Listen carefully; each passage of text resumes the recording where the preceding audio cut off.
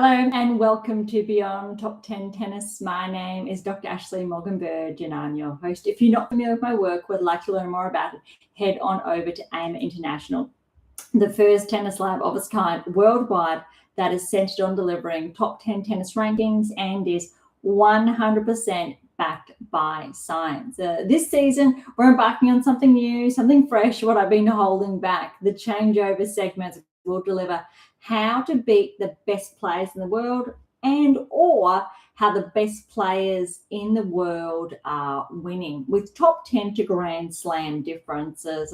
Look, if you want more, that's where my 14 books come into play. So be sure to dive into them and become familiar with AM8 International and the 180 plus previous episodes. It's a new frontier and I'm no longer holding back. So as always, buckle in and enjoy the ride. Welcome to a special edition of the Australian Open. It kicks off, well, it's literally kicked off, I'm going to say a couple of minutes ago roughly. But before we dive into that, we need to do the wrap, I'll say, of the WTA Tour, ATP Tour. We've got our new champions of the respective events, Adelaide, Hobart, Auckland, for example. That happened, I'll say about 12 hours ago or a little bit more. We'll do a quick rundown on the ATP rankings because last episode they weren't updated. WTA was updated. Time permitting, we're going to have a look at the draw, and then I might leave a different or a separate episode to go over the predictive analytics that we've historically done for Grand Slams to share with you who's looking to progress, etc. Keeping in mind, I think we have a turnover rate or a success rate, if you like, of around 85 plus to 95%, sometimes higher, of my data sharing who is progressing to the next round. I don't think there's any data actually capable worldwide that has hit those type of metrics. It's very exciting. So I don't always share it because of obviously it can potentially be misused, etc. So we'll see how that does go. And as always, any questions, please do send them my way. But I will be locking in for the Australian Open. I'm very excited. First Grand Slam of the year. All right, so quick rundown of the WTA Tour first.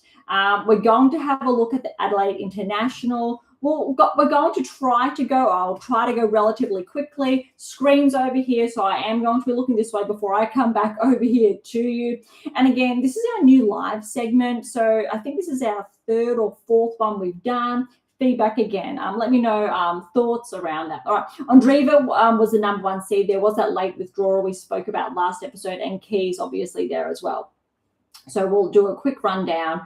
All right. Buzkova over Badosa in 3 first round. And recall previous episode, I shared why that looked like it was going to happen. I like that it went to 3 sets. I think that's positive indicators for both players. Keep a note on Buzkova, even though she underperformed here. Australian Open, I think she could be a little bit dangerous, but we'll get there later. All right, Jovic over Ken in straight sets. Tomljanovic over Torsen. Torsen unfortunately retired, so hopefully she is healthy for the Australian Open. She's obviously in the draw. Let's see how she pulls up. Sinead over Fernandez. Siniakova over Yastremska. That's actually a very good win for Siniakova on hard court, considering how well Yastremska has played historically at the Australian Open. Putinta over Galfi, Navarro over Jones, good win for Navarro, Vondrousova over Samsonova, a very good win, 3-setter for Vondrousova over Samsonova. Look, she may very well have I'm not too sure, I haven't checked the seeding, but she could have snatched the last seeding available potentially. Otherwise, the rankings do align with that if the seeds were done obviously prior. But she's clawed her way back essentially because we know she had that big regression. And I think that speaks volumes, especially with the injuries, etc., what she's been dealing with. So that's a very good, promising performance indicator. Birol over Potapova. Birol is having an absolutely sensational start to the year. I think it's going to be very interesting to see if she can make some inroads in Australia or at the Australian Open. Let's see. Kazakhina over Sakari, Christian over Alexandra. That's a very big win there. Mboko over Haddad Meir, very good win for Mboko. Again, Haddad Meir was ranked inside the top 10. I think we're going around just over 12 months ago. So we're seeing actually Mboko starting to correlate with her ranking, and we haven't actually really seen that consistently. So that's a very good sign. Kalinskaya over Ruse, Valentova over Ostapenko. Ostapenko had to retire, so that'll be interesting how she does go in the singles. We know she's probably going to play very well in the doubles. All right. Round of 16, Andreeva over Boskova. This was a very good performance indicator for Andreeva. She didn't have the best performance, I'll say, in Brisbane, but with how well Boskova has been playing over the last, I'll say, 6 months, very good win there. Joint over Tomljanovic. Tomljanovic had to retire. Again, let's see how Aya is for the Australian Open. Hopefully she recovers in time. Schneider over Siniakova 3. Siniakova, she's just been playing really good singles, especially last 6 to 12 months, really amped up her game. Navarro over Putintseva. Bureau got the walkover over Vondrousova. I really hope Vondrousova's healthy for the Australian Open. She really does deserve that. She's just had one too many setbacks, I think, injury-wise, the last 12, actually, the last couple of years, really. Christian over Kazakhina, that's an upset. Well done, Christian. Mboko over Kalinskaya. 3-setter, tiebreak in the third. Really like how Kalinskaya pushed that. Good positive indicators there. But Mboko, well done. And Keys over Valentova, straight sets. All right, onto the quarters. Andreeva over Joint, I'll say as anticipated. Joint not playing her best, but I'm seeing Andreeva just picking up her game. And we've spoken about Brisbane here. Now Adelaide's up here. Maybe she's going to peak in time for Australia, whereas other players peak too soon in Brisbane, and we'll see them regress. Again, that baseline, depending where that is at. Schneider over Navarro, very good win there. And look, 3-3. Navarro's had a bit of a regression lately. Schneider is on the uptick, but again, she's been playing quite well. So now I'm interested to see if she maintains her form and if she can get that round 16 maiden berth or not. But I guess we'll find out in a week's time. Birrell over Christian, very good win there as well, 3-setter.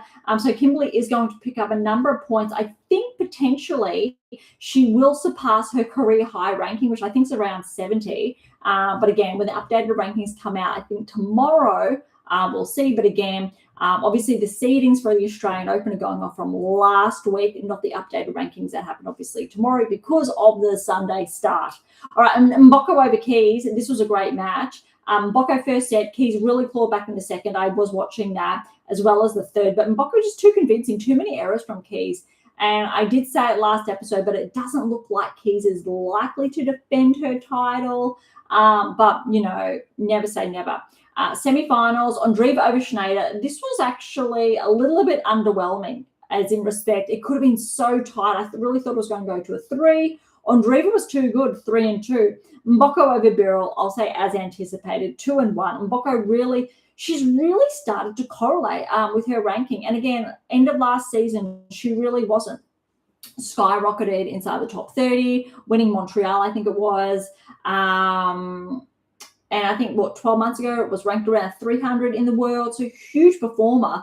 But she's actually starting to correlate, which is very, very promising. We don't typically see that. So it very positive indicators there. All right, finals, Andreeva and Mboko, I'll say as anticipated, 3-1. Experience 1 out, even though I'll say similar age range, both teenagers. But it's what we would have expected from Andreeva. All right, so that is Adelaide wrapped up. Hobart, look, Raducanu, number 1 seed here. We did go over this. And Kessler's 2nd seed, so we'll go relatively quickly. Raducanu over Osorio, Fretch over Jackie Moe, Shramkova over Gracheva, Preston over Baez Miniero. That's an upset, good win for Taylor there. Jovic over to Jean, Zarazua over Baptist. I'm going to call that a bit of an upset. Wang over Gibson, Lynette over Selvativa, Maria over Venus, and that was 4-3. Similar age range. Venus is a couple of years old. Well, actually, no, she's more than a few years older. But Maria's obviously at the later end of her career. Had some, I think Wimbledon, she was peaking around then. Bit of a career resurgence. So that's a good win for her. Bonda over Seidel. Cocciaretto over Shimizu. Lee over Volniet, Ruzic over Arango, that's an upset there. Sierra over McNally, I'll call that an upset as well. Stearns over Krejcikova, that's a tough one. 3-setter, tiebreak in the third, but look, toe the line because Stearns or Payton, she can play some really good tennis. Her ranking probably hasn't correlated at the moment. She is probably ahead of that. So let's see if she can do some damage in the next week or so. Krejcikova, I'd love to see her, obviously, with her ranking, get back up there. And I think Krejcikova is one you can never rule out. Come on, she won Wimbledon when it wasn't really anticipated, but she is multi-Grand Slam champion and in doubles. You can never rule her out. Kessler over Danilovic in 3. Not surprised that Kessler was pushed to 3 because, again, Danilovic, she can be quite dangerous. Round of 16, Raducanu over Fretch walkover. I'm not sure what happened there. Let's see if Fretch is healthy for the Australian Open. Preston over Šmajkova. That is good points on the line there for Preston. Jovic over Zarazua, straight sets there. Lynette over Wang. Bonda over Maria, Cocciaretto over Lee. That is an upset, 3-setter. Ruzic over Sierra and Danilovic. Danilovic over Stearns. That is interesting because, Danilovic went over Kessler, so I just read that incorrectly, that Danilovic did upset Kessler in the first round. My apologies. I did say Kessler got the win. So Stearns over Danilovic, that is a good win for Stearns. And I think historically Stearns has had some good wins on hard court as well. But so Danilovic with the win there, tracking through. I did get that confused, so my apologies. 7-6-6-1. I like to see that. Danilovic, she did have a bit of regression, I'll say the last quarter of last season, but that is a very promising sign. All right, quarters. This is the biggest win, I think, of Taylor Preston's career. She got a win over Raducanu, 2 and 4. That is big. Curious to see how Raducanu levels up this week. Jovic over Lynette. We spoke about how well Jovic finished last season. Another teenager, another one to watch out for. Let's see. I think it's only her second Grand Slam that she will be participating in after the US Open. Cocciaretto over Bonda and Ruzic's upset Danilovic. I'm calling that an upset because Danilovic, again, she has been as high as, I think, top 40. So good win there for Ruzic. Semi-finals, Jovic over Preston. Huge win there. And then Cocciaretto over Ruzic. Look, Jovic's one was 3-setter. Cocciaretto's straight sets. Final, I'm calling this a big upset, but Cocciaretto scored a title over Jovic 4 and 4. That's huge news. Well done to Cocciaretto and Jovic. Again, very curious to see if Cocciaretto, if she's able to ride that current peak or if she's peaked too soon, similar with Jovic as well. That is a bit of a, I'll say, conundrum that you face if you peak too soon prior to a Grand Slam. Why a lot of players, obviously, it depends, take the week prior to the Grand Slam off, but some, it actually works in their favour. All right, WTA Tour results done for the past week. I'm not going to go over the rankings because they will be updated, I'll say, roughly in about 24 hours, and I want to keep today's episode nice and tight. All right, so heading over to the men's, both of them are 250s underway. Don't ask me why, since WTA Tour just had 2 back-to-back 500s. One could have easily been a 500, but all right, in Adelaide, David Fokina was the number 1 seed. Second seed was Paul. All right, Hijaka, so Rinky over Schoolcake first round. Kokkinakis, I think that's his first singles win in over a year over quarter. A good win there, 3-setter. Vachereau over Kekmanovic. Humbert over Adame, Fuchsovic over Quinn, Shabenko over Zamir. That is an upset there. Machac over Duckworth, Howells over Fernley, Munar over Altamar. The biggest upset here, I'll say, Vukic over Tsitsipas. 2 tiebreaks, 7-6, 7-6. Vukic played some really good tennis. I'm a little bit underwhelmed by how Tsitsipas has been playing lately. Let's see how he plays in Australia at the Australian Open. Otherwise, I think we'll be able to tell a lot in those earlier rounds, first rounds, if he's going to, progress to, say, the round of 16. or if, first, second round, he may very well bow out, but we'll leave that to the draw. All right, Vasari over Diallo, Opelka over Poprin, upset there. Alexei, he was top 30 and he's had a big regression since. All right, round of 16. We do have Dadish Vakina over Hidaka. Vasharo walkover over Tanasi there. Hopefully Tanasi's shoulder has recovered for Australian Open. I think he's only doubles though. I don't believe he got a wild card. Humbert over Grekensport. That's an upset. Grekensport was the 4th seed. Shivenka over Fuchsovich. Machac over Howes. Munar over Saradulo. That's an upset there. 3 sets. However, Munar, look, he's been as high as, or he's been seeded at the Grand Slam before. So not that surprising. And I think he's made multiple previously round of 16s at a Grand Slam, if my memory serves me correctly. Vukic, he kept going over Vasarori, straight set there, and Paul Goodwin over Opelka. Quarterfinals, Dadish Vakina over Vasharo, straight sets. Humbert over Shevchenko, Machac over Minar, Goodwin there, and Paul stopped Vukic's run in straight sets. Semi-finals, I'm going to say we had some upsets because Humbert's taken out the number 1 seed, Dadish Vakina, in 3, and I did see that final set neck and neck, and for that tiebreak was huge. Well done, Humbert. Humbert, although, has been top 20 ranked, so not that surprising. Machac over Paul, however, is surprising in 3, but Paul has had a bit of a regression the last 6 to 8 months, roughly. In the final, Humbert, Machac. He was able to hold his temper together. Previously I have commented on that, and we have seen Machac simply withdraw from a lot of his matches when he could have finished when he was losing. Hopefully he has worked on that. Not the best sportsmanship record historically from that perspective. I'm hoping we're on the uptick here. Machac, Humbert, 6-7, 6-4, sorry, 6-7, 6-2. Nice and tight, all right? So that is Adelaide. Congratulations to Machac. Auckland, we are keeping pace. All right, Shelton's number 1 seed in Auckland, and Rudd was the 2nd seed. All right, so first round, Comasana over Royer, Brooksby over Watt, Baez over Nava, Tabillo over Uge Carabelli. I'm going to call that a little bit of an upset there. Giron over Mueller, Michelson over Navone, Nori over Gaston, and Mapeshi Perigard over Butust Agut, Milovic over Kogovic in 3, Borges over Echeverry, Spiritzi over Marino. That's probably the only upset so far. Matazan over Monfils. Ouch. Monfils, I believe, was the defending champion, so he will be docked some points, unfortunately. Also Gale's last season on tour.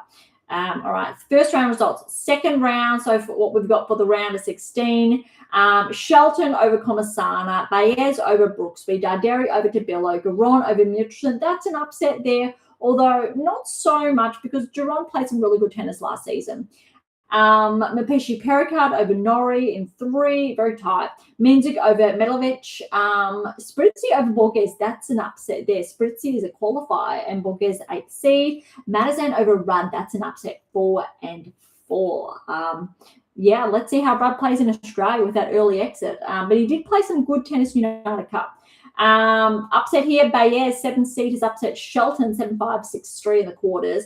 Giron has upset Darderi, the 4th seed, in 3. Mensik's got through over Mapeshi Pericard straight sets, and Matazan over Spritzi in 3. Wow. All right, so semi-finals, we've only got the 2-seeded players, Baez over Giron straight sets, and Mensik over Matazan in 3. So both seeded players did get through. Baez 7th seed, Mensik 3rd seed, and it did go with the seed. So Mensik got the win over Baez 6-3, 7-6 in the final. So well done to Mensik. Congratulations, and Baez.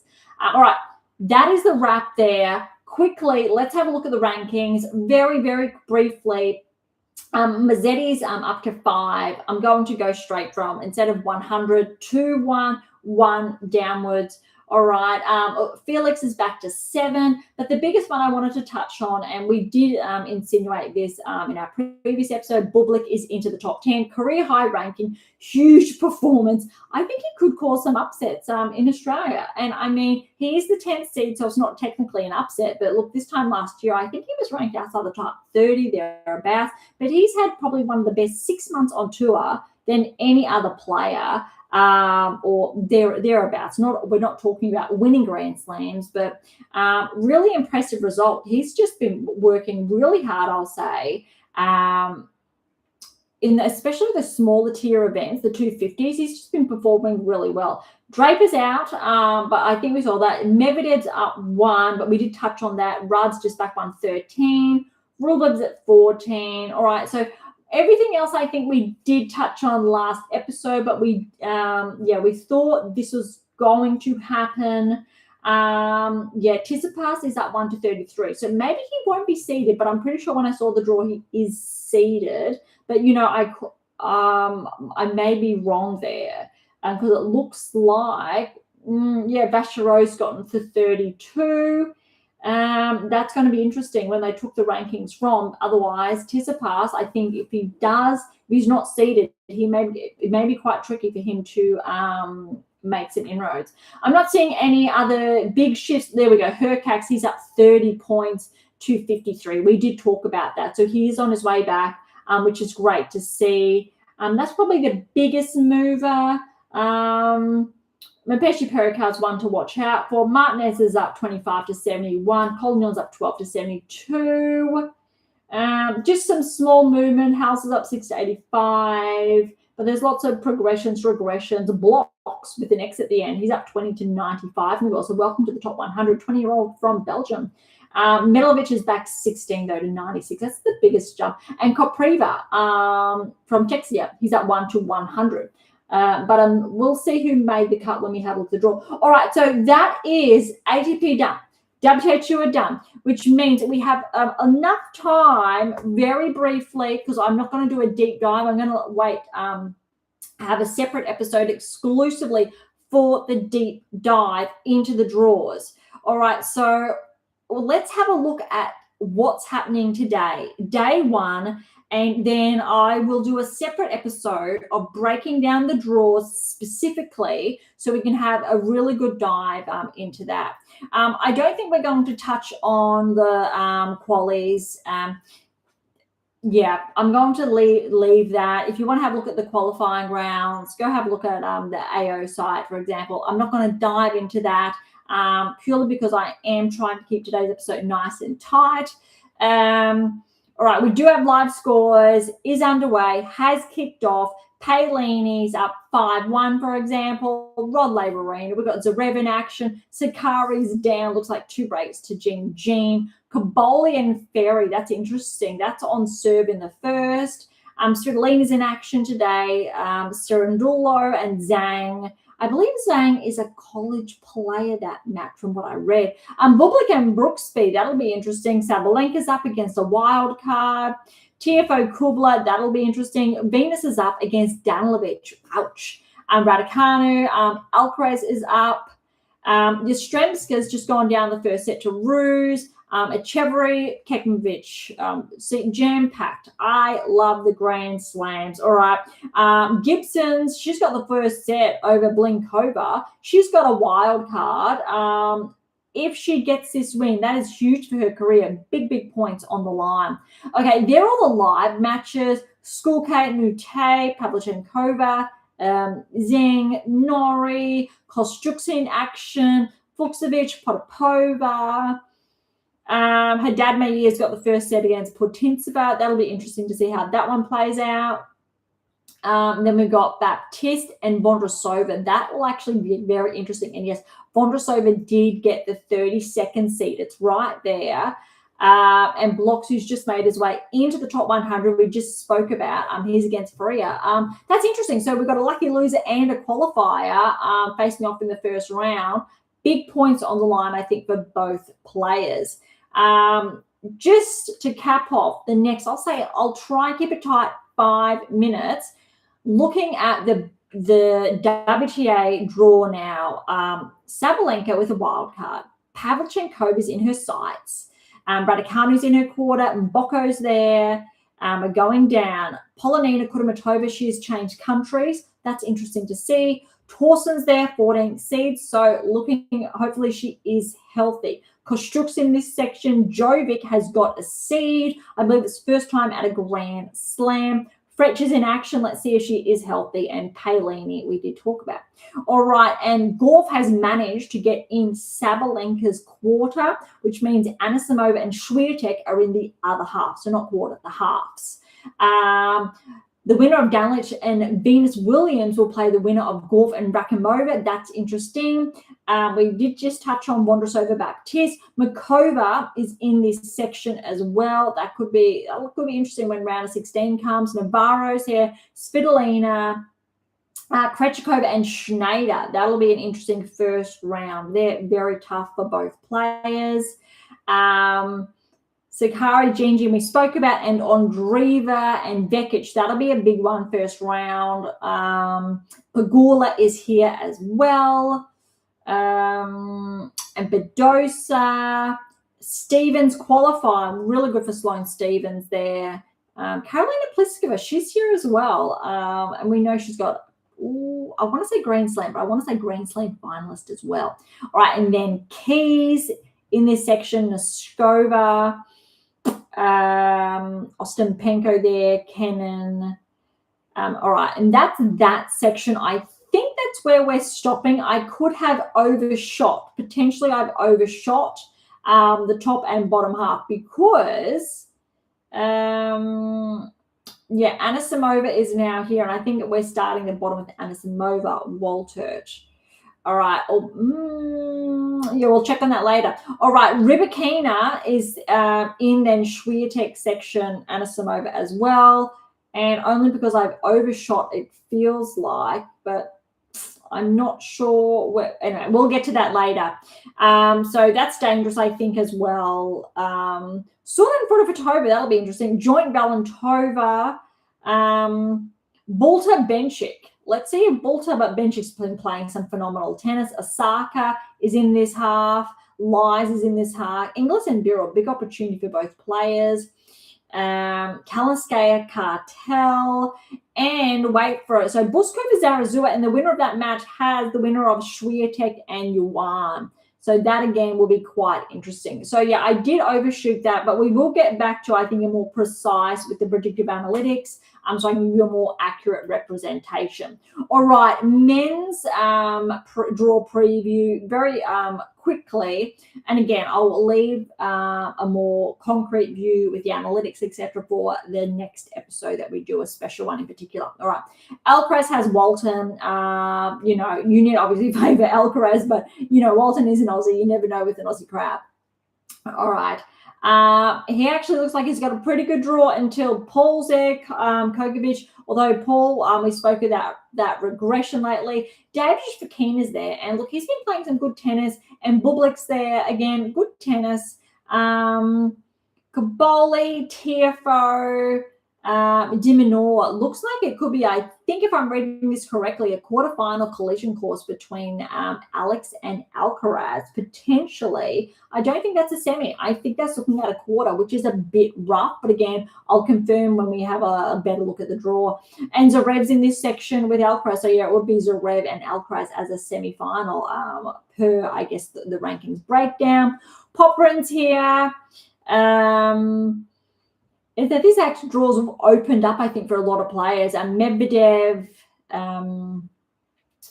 wow, it really has opened. Oh, here we go. Felix is there. Felix Ogo, Elisame, and Mazzetti. I think Mazzetti, though, is in the bottom section, if I'm reading this correctly. Dimitrov is not seeded. And, Dimitrov has a Machac first round. Machac coming off that title, and that'll be interesting. Tsitsipas did get the seed. He's the 31st seed, so he did just scrape through. I'm going to say very lucky for that. Wawrinka got the wild card. Very happy for that as well. All right, we've got Fritz here. I think we're in the bottom section now. Mensik.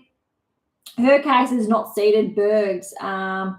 good opportunity there. He potentially has Greek and Spore, I'm going to say, and then good opportunity for Hurkacz to make some inroads potentially if he's playing as good as tennis as he played at the United Cup. All right, Jovic is in this section, which means Jovic and Sinner are in the same court, well, half. Shelton, Monfils has Sweeney, Shapovalov is in here, Silic, former and Rudd, and has Bellucci, Kakanakov, Michelson, Mapeshi, Perriga, Baez. Fonseca's in this section as well with Wu. Wow, all right. So Sinner has Gaston first round. Could get Princemic, lucky loser. Princemic, I think, had some good inroads last Australian Open, but he didn't really. His last or the one before hasn't made the inroads up the rankings as anticipated. But third round potentially on course with Fonseca. I think that would be very noisy for the crowd, but that's it. All right, I'm going to leave the Australian Open wrap there. We've had a really quick rundown of first round, some of the draws, but I'm going to, and it was very vague. So if you want a more concrete one, wait for the next episode I'm going to do especially for that. We've gone over the WTA wrap of the past week and ATP Tour wrap of the past week. So we're all caught up, especially with a quick rankings overview. So that's it for today's episode. But stay tuned because I'm going to do shortly after this a special episode with the predictive analytics, and we can have a bit more of a deep dive. So thank you so much for listening. To grab your copy of any one of my 14 books, you can find them on AM8 International or Amazon. Any comments or questions, head to AM8 or Topic Thread, or leave comments directly on YouTube or Spotify. To interact with Beyond Top 10 Tennis, catch up on my blogs or sign up to my newsletter, head to our AM8 International. And remember to check out Pink Octopus Books to Sprug. Look, and if you enjoyed today's episode, please subscribe, like, share, and all of the above. Beyond Top 10 Tennis exists for you, near and far. Look, and if you're serious about heading towards the top 10 or want to know what your game is missing, don't be shy and come and say hi. And because this one wants to say hi, before we wrap up today's episode, you might see the other one in future episodes. Look, thank you so much for listening. I am so incredibly grateful. I'm your host, Dr. Ashley Morgan Berge, and this is Beyond Top 10 Tennis, and I'll see you next time.